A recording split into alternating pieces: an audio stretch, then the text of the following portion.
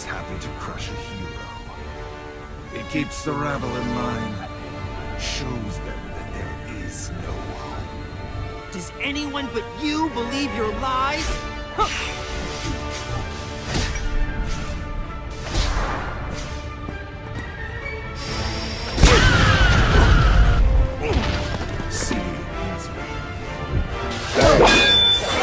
Tag out, Silver. I got it from here.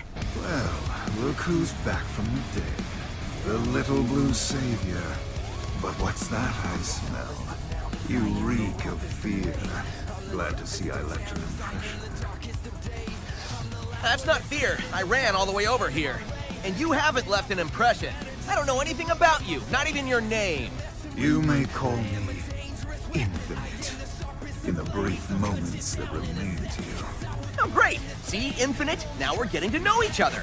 So, what's your favorite color? Do you like long, romantic walks on the beach? What's the source of your power? You can skip the first two questions if you like. The source of my power is none of your concern. Sorry, but you've just got to share the secret of your power with me. I insist. You're insisting on futile. Whoa. Whoa, whoa, whoa, whoa! Sonic, you okay?